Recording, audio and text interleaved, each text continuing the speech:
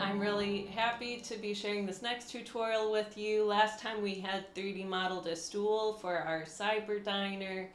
In this tutorial, we're going to be adding some more details to that stool. We're going to add in some hardware as well as some joints for the chair itself.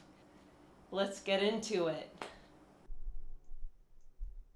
So before we had 3D modeled the stool, and we got in some of the basic shapes, but now we're going to start thinking about how we'd actually have these pieces fit together and have hardware. So we need to start thinking about what the stool will be made out of. I'm thinking this part will be a cast aluminum part, so we'll make some adjustments to it. The seat will be plywood. This part here where the feet would rest, that could be metal or wood. We can decide later. It could be either or, and the legs will be wooden. So now in order to get started, I want to focus on this part here. And I'm going to decide that really what I want to do is have this be editable. So I'll right click on the apron and I'll say current state to object, and that'll make a copy that is completely editable. So I'll hide the original, and we can even name it original.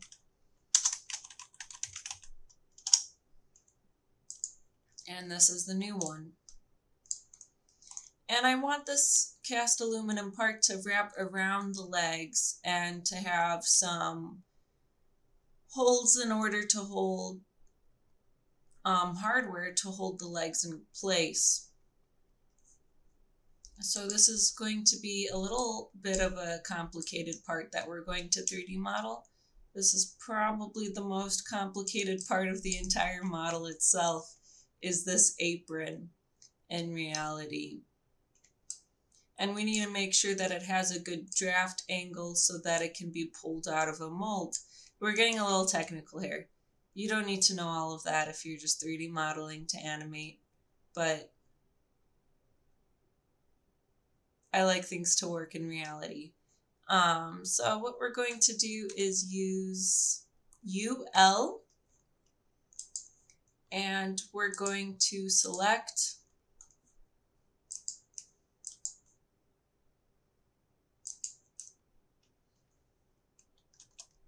these loops here. So U brings up selection tools, L is for loop.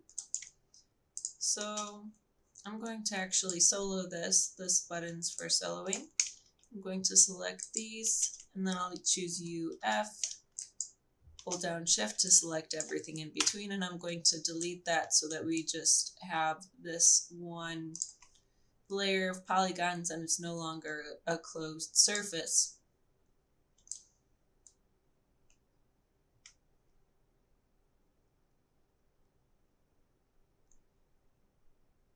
So what you'll probably notice is that we also have these legs here. And I'd like to have the surface wrap around the legs in actuality. And you may be thinking, well, Leah, that's really complicated. How will we create a circular surface like that? We don't have to, because we already have one. So these legs here, I'm going to right click on them, and I'm going to say current state to object again. And now I'm going to connect and delete these. So now I just have one object right now called leg. And I am going to connect and delete these as well. Connect objects and delete the original. And now I'm going to hide the legs. and just be basically working with this hair. So now we have these two separate parts. We have this very nice extrusion here, and we also have this taper. We don't need the full leg, we're just basically borrowing, in a sense, its roundness. So in order to do that, I'm going to add in some more loops with ML. And I'll make sure that I snap right here. It's okay if this isn't exact because we can always go back and move these loops around with the move tool. I try to get it exact though, if at all possible, because it makes it easier.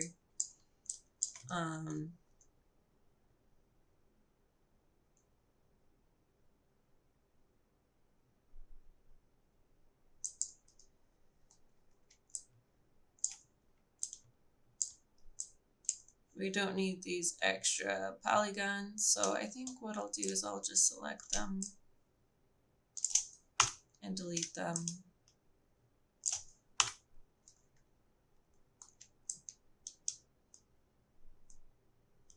And we have the beginning of something.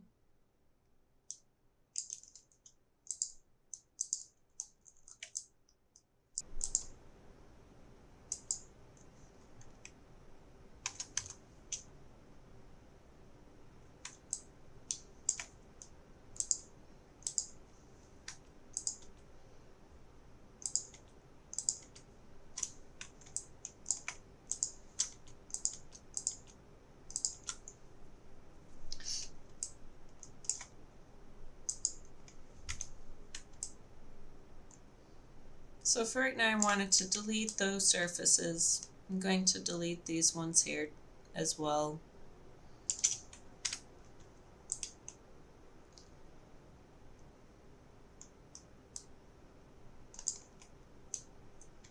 And now I'm going to want to make sure that each side has the same number of polygons. So, or the same number of loops rather, because what I want to do is bridge these together, and it's easier to do that if they have the same number of loops. So MB is for a bridge tool. I can bridge these.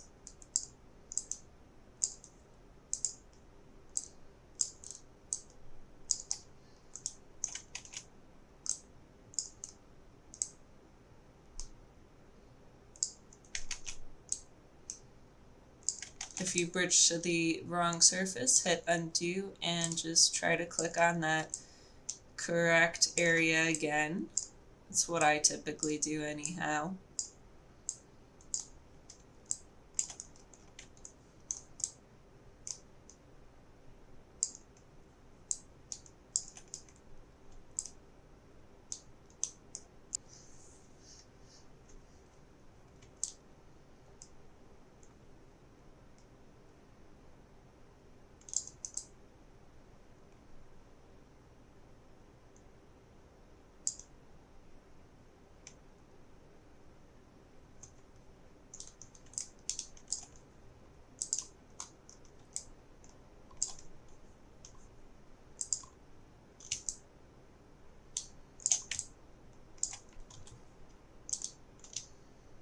I'm scaling this down to 0% to make it perfectly flat.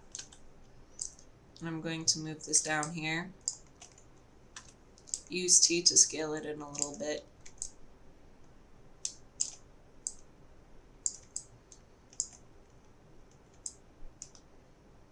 This doesn't really need to be exact. And we also have way too many polygons. So I'm going to delete those two, use MB to bridge these two together.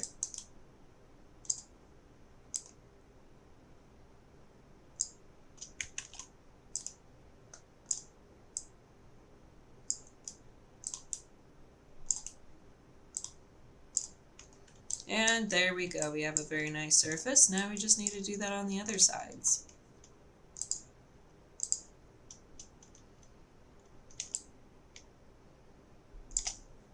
I may scale this up a little bit just to make sure that that's in alignment. So that is one leg, and I'm going to do this for the other two. Or one holder for a leg, rather, because the leg is going to fit inside of here.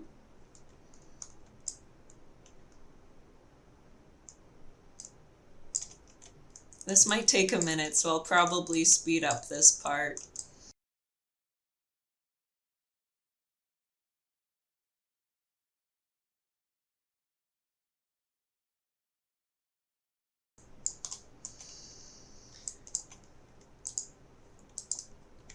Okay, so now we basically have this that can hold the legs. It still has 0 thickness though, and we can fix that.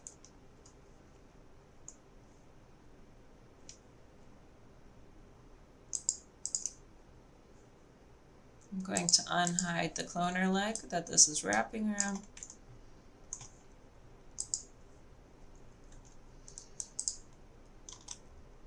I think I'm just overall going to scale up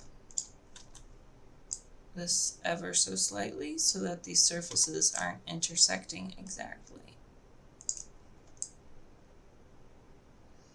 So now this is kind of wrapping around the legs. And we could have some pilot holes that can go through this into the leg itself.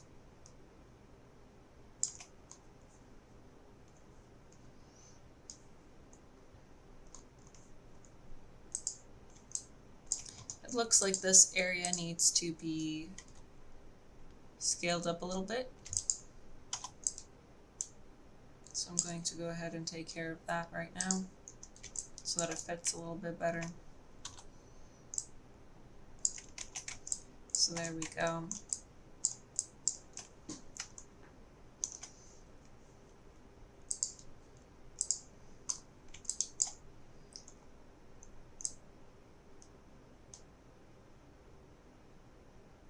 And the other cool thing about it is that we can make some through holes on the bottom to also screw this onto there. So it's a nice little bracket that we have started. Definitely needs some more work though. So what I'm going to do is hide it. Hide everything else and just solo this initially.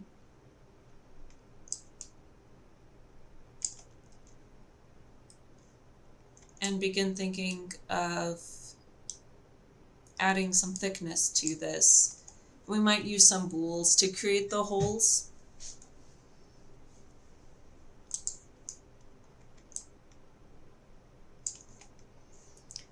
So usually how I take an object and add thickness to it is by extruding it. But we need to make sure that create caps is on as we extrude.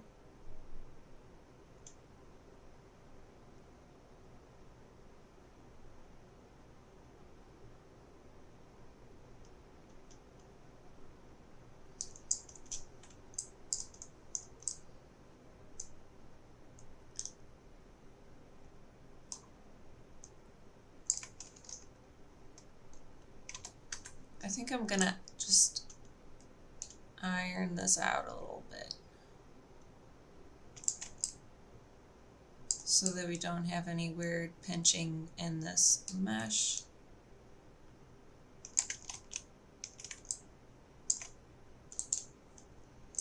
I think I just need to adjust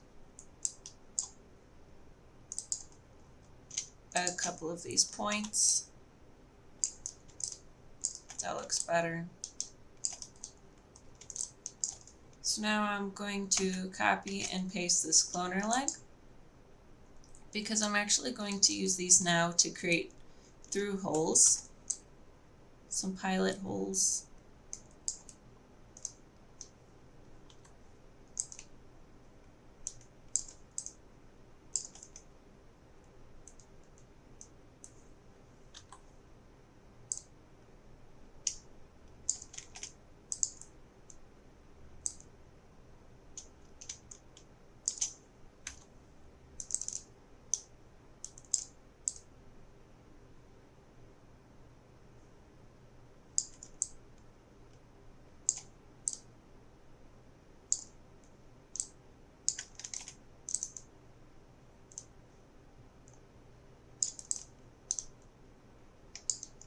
So now we have these cylinders that are going through.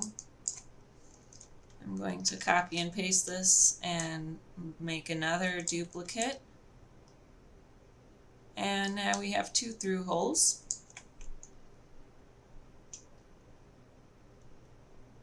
That we can use to hold this together. I'm going to click on both of these and say current state to object.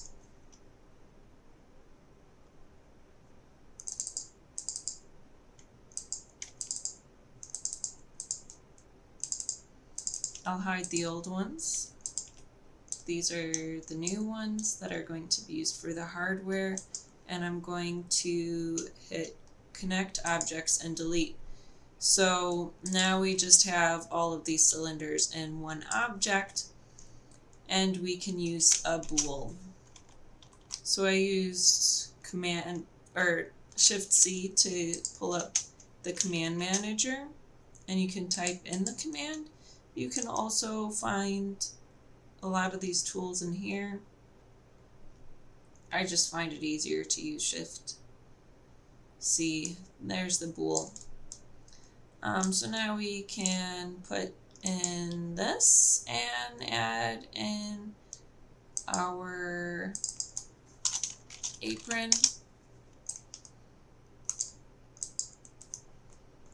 And we have some bools. We have some holes in here for hardware to go through.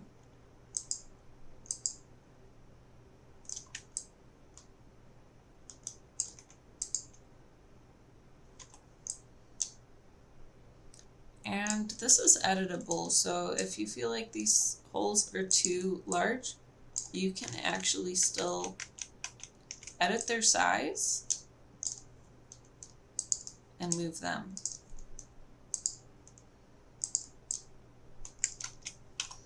I'm just going to scale them down a little bit.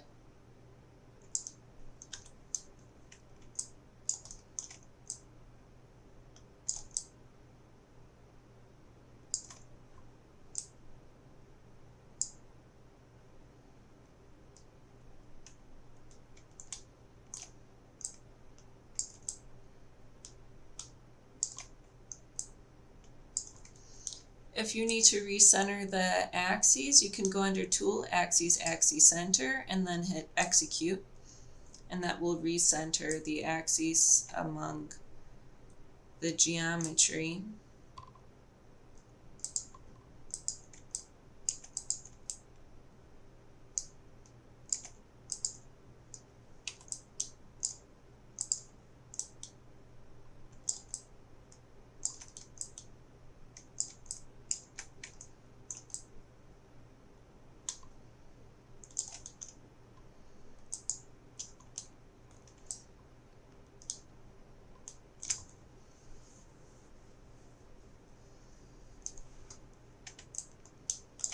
And then if you don't want to model your own screws, oh, we forgot to also make some additional holes over here.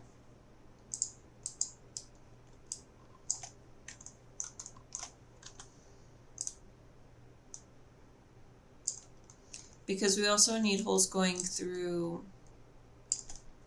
here to attach it to the seat with some more screws.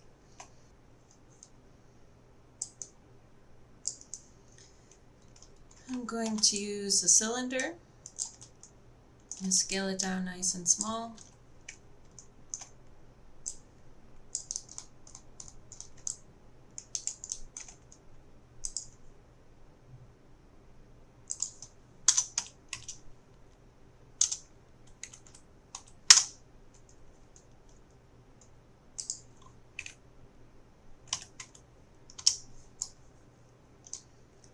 So this is about an 1/8 inch pilot hole right now.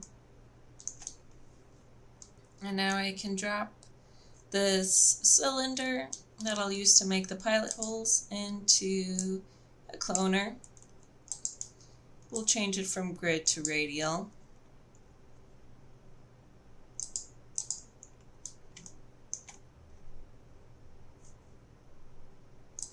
And we'll adjust the radius. Bring this up.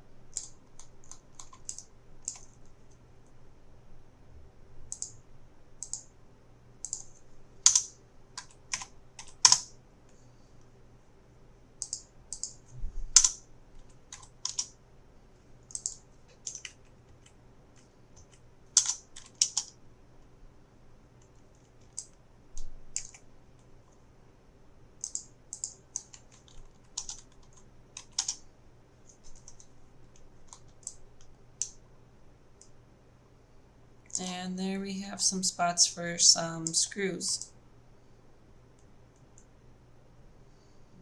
This may be more than what we need, but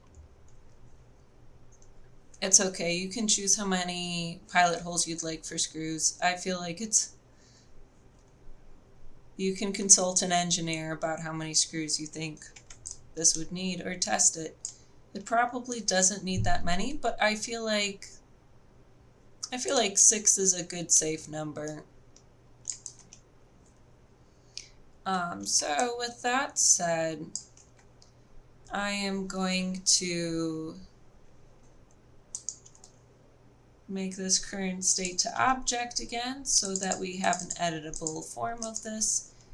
I'm going to say, for this object, I want to connect and delete the old version so that we just have all of these inside of one.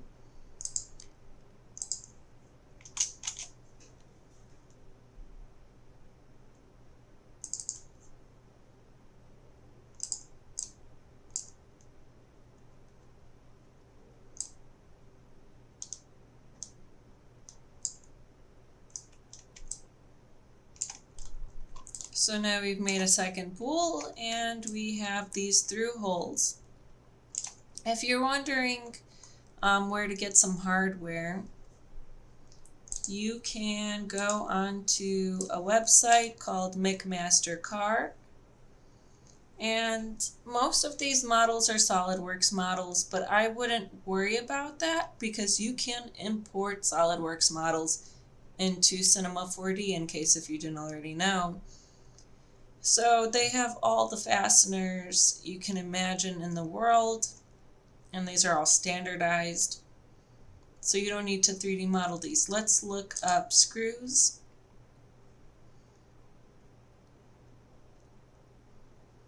And let's look at wood screws for right now.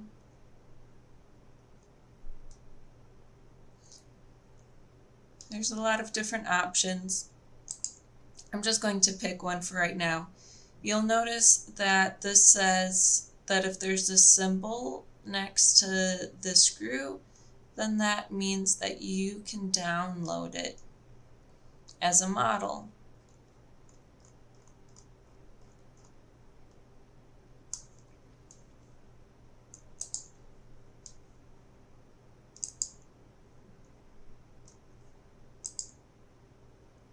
So you can see the screw here. I just picked one. I'm not necessarily deciding I need this kind of screw right now.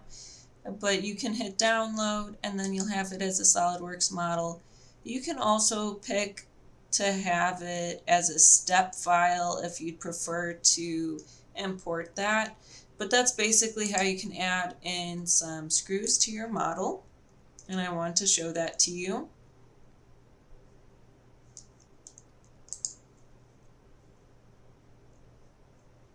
And you'll never have to 3D model a screw again in your life. So here I just want to show you, fast forward ahead, that I've added in the screws from McMaster-Carr. And Now the last thing we need to do is create holes in these legs.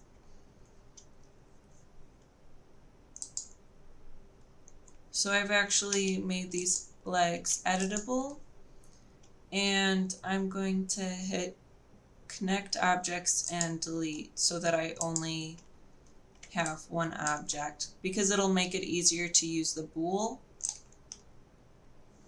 So these are our legs.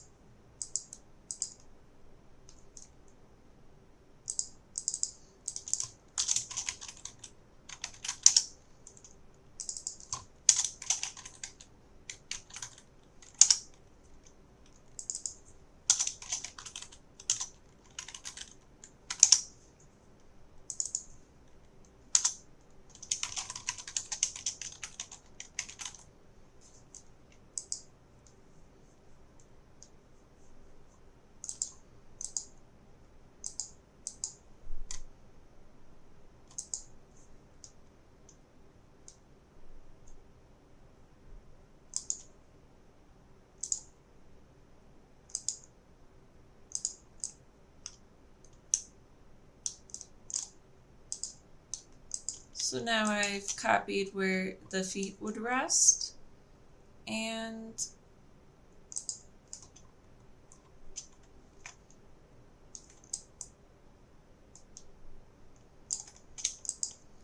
now what we can do is select these and hit connect objects and delete so that we just have one. Now we can place these into a bool. Our legs will be subtracting our footrest, and we can do A minus B.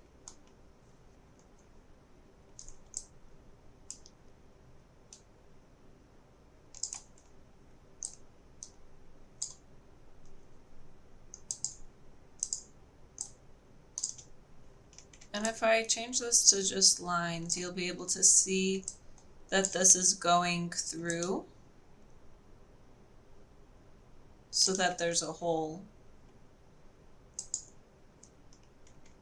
And I can even hide the original. So you can see that we are creating some holes for us to glue in the footrest.